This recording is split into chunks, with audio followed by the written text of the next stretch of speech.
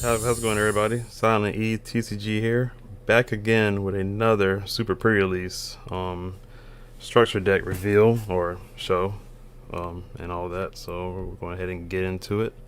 This time we're going to be talking about the blue super pre-release starter deck, the worst generation. I'm sorry, the Seven Warlord. Excuse me, with Crocodile as the main leader. So we'll go ahead and showcase what all cards come in it, and if you're using it in the super pre-release, what all you can switch out for it to make it full power blue. I actually happen to get two of these, so when I do play in the online tournaments, this will be my full power of choice. I didn't have another red, purple, or green, so I'm gonna go full power blue. I think it's gonna be really good, of course, and which will only get better when the actual set will drop. So let's go ahead and get into it, and I'll show y'all the contents of the deck and what we can change out from it.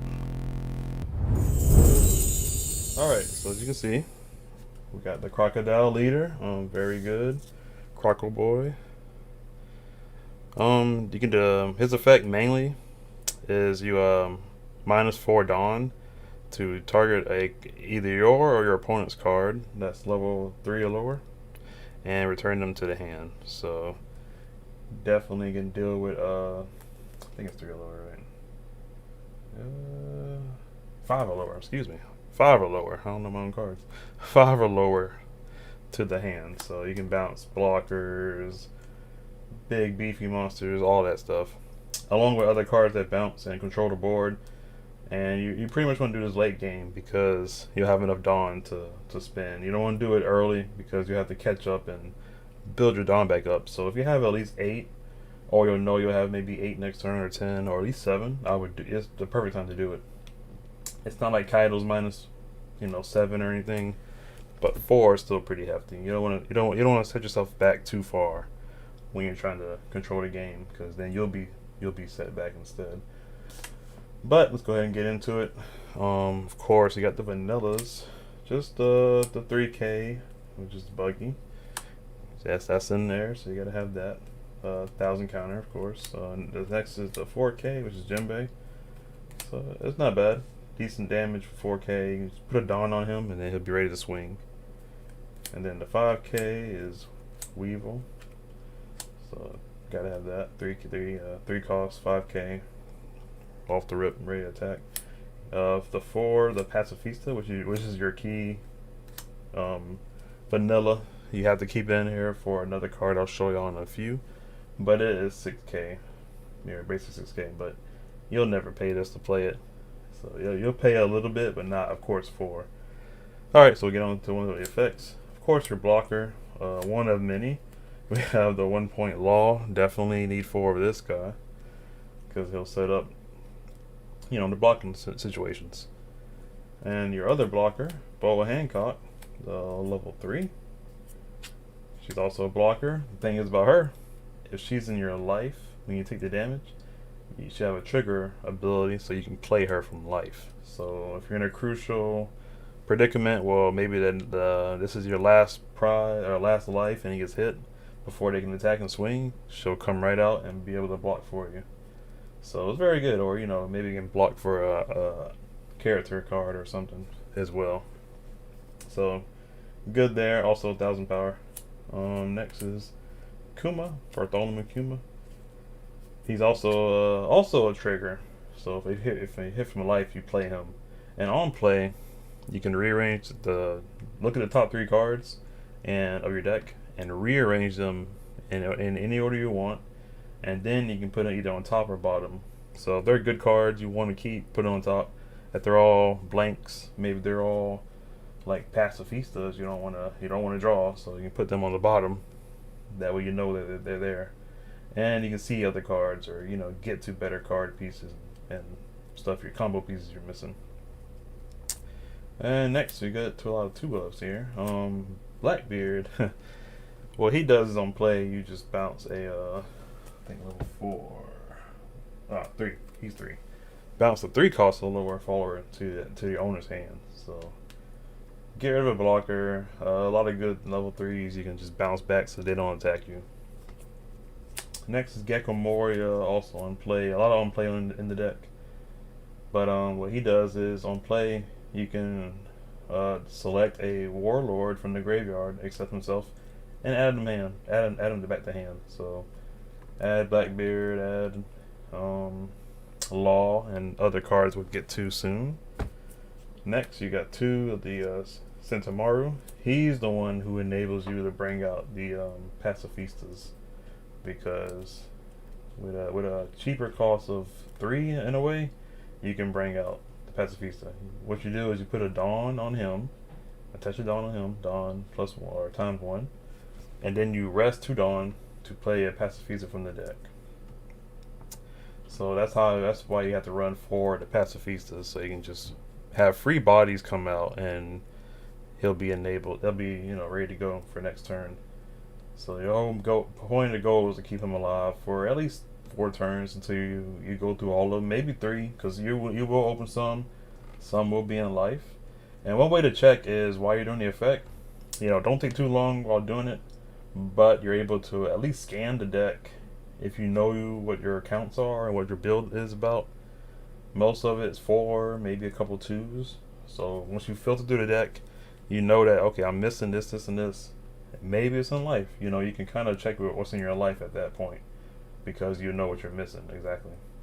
But keep it under a minute. Don't waste 5 minutes looking, trying to memorize the cards and see what you're missing and all that. Just do it under a minute. That's the accurate amount of time. Even less, 30 seconds. That's all I do. If I know I don't have X amount of cards in my deck, I know where they are. I will bring out a Pacifista and keep going. So keep that in mind. Next 2 is Mihawk. He's your 2K counter, so you only got 2 of that in here, unfortunately. But while he's on the board, with a Dawn attached to him, when you attack with him, he can draw 2 cards and you'll trash 2 cards. So good draw power. Maybe he'll filter out some bad dead end cards, and he'll get you what you need eventually. Dig deeper into your other cards. And then next you got Crocodile, the character, who's a blocker, and 5 cost 6K blocker. With a Dawn attached to him, once you block, you're able to select a level 2 or lower character, return them to the bottom of the owner's deck. So it gets rid of a lot of low cost blockers, Bonnie, and other good cards that your opponent may need to have on board. So good card. Next is Doflamingo. Definitely the best card in here. That's why I only have 2. But for 7 cost, 7,000 power. On play, you're able to return a 7 cost or lower character card to the owner's hand. It deals with a lot of blockers. You can bounce your own if you want to, but you wouldn't want to do that. But it's mainly for your opponents. You can bounce a lot of their high cards back to their hand, set them back so they can't attack with it. Sure, they can do the effect over again, but the fact that they can't attack you with it is always a plus. The only thing it doesn't work on is the big level 9 Kaido, because you can't target that one to bounce back. But aside from that, definitely probably the reason why I'm going blue, unless I get like the other cards for the other decks.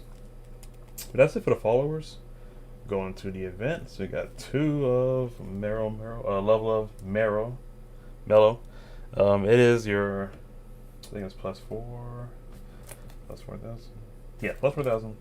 And if you happen to have 3 or less cards in hand, you'll draw a card.